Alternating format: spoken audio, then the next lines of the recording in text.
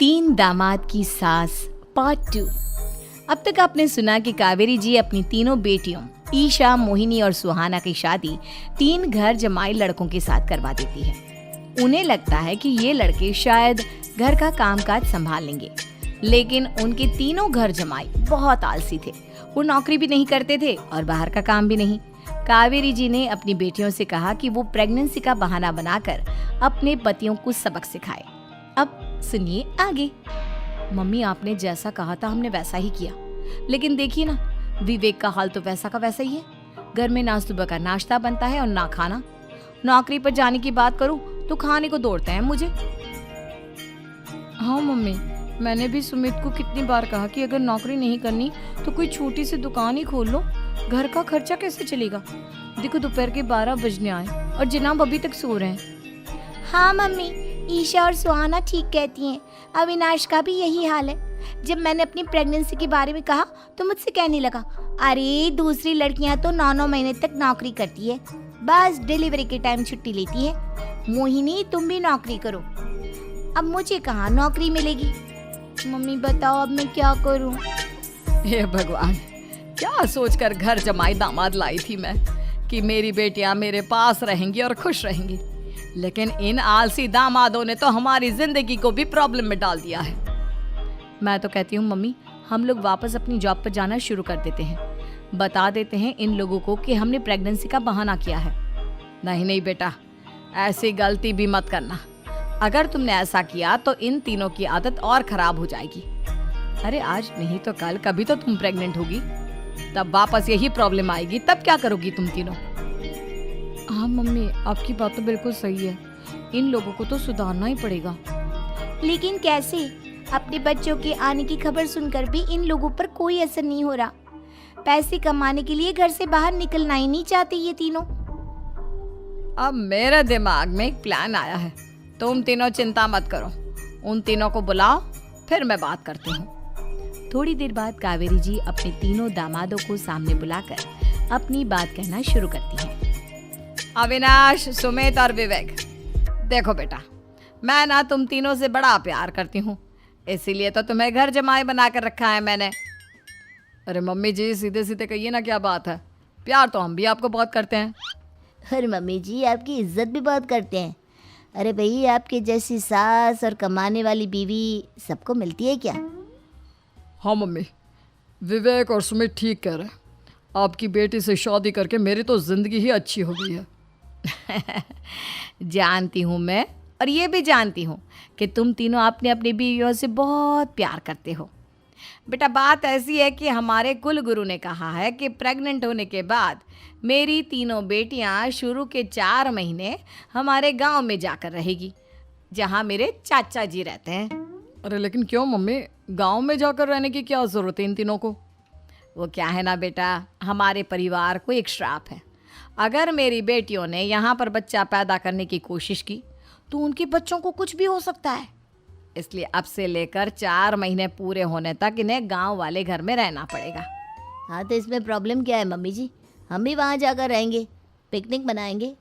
अरे भाई, बीवी जहाँ, हम भी वहाँ। हाँ यार, आइडिया तो बहुत अच्छा है। शहर की ज़िंदगी में रह रहकर परेशान हो चुके हैं, अब कुछ दिन गांव में बिताएंगे। तुम लोग समझने की कोशिश क्यों नहीं करते? तुम में से कोई भी वहाँ नहीं जा सकता, और मैं यहाँ रहूँगी ना तुम तीनों के साथ। 4 महीने की तो बात है, उसके बाद ये तीनों ही लौट कर आ जाएंगी। ठीक है मम्मी जी, अब हमारे बच्चों का सवाल है तो ये तो करना ही पड़ेगा। कावेरी अपनी तीनों बेटियों को कुछ दिन के लिए घर से बाहर कहीं दूसरे शहर में रहने के लिए भेज देती है। कुछ दिनों के बाद, अरे मम्मी जी, बहुत दिन से पिज्ज़ा नहीं खाया, मंगवाइए ना। क्या बताऊं बेटा, पहले तो बेटियां खर्चा दे देती थी क्योंकि उनकी नौकरी थी, लेकिन अब तो मेरे पास पैसे ही नहीं बचे। थोड़े बहुत पैसे हैं जो बच्चों की डिलीवरी में काम आएंगे। लेकिन मम्मी जी, आपकी बेटियों को वापस आने में तो अभी बहुत वक्त बाकी है। वही सोच सोच कर परेशान हो रही हूँ। सोच रही हूँ कल से दूध भी बंद करवा देती हूँ। अब दूध वाले को देने के लिए पैसे भी तो नहीं है ना। अरे नहीं नहीं मम्मी जी, अगर दूध भी बंद करवा दोगी तो मुझे चाय कहाँ से मिलेगी? और चाय के बिना मैं तो मर ही जाऊँगा। क्या करूं बेटा, इसके अलावा हमारे पास कोई ऑप्शन नहीं है, मेरे पास पैसे ही नहीं बचे। इस तरह कावेरी जी धीरे धीरे अपने तीनों दामादों को पैसे देना बंद कर देती हैं और घर में खाने पीने की चीज़ें लाना भी बंद कर देती है। अब वो तीनों बुरी तरह से परेशान होने लगे थे और इसलिए एक दिन तीनों प्लान करके घर से बाहर निकलते हैं और बाजार में जाने के बाद यार अच्छा खाना खाए हुए कितने दिन हो गए, पता नहीं कब अच्छा खाना मिलेगा। हमारी बीवियों के जाने के बाद तो हमारी हालत भिखारियों जैसी हो गई है यार।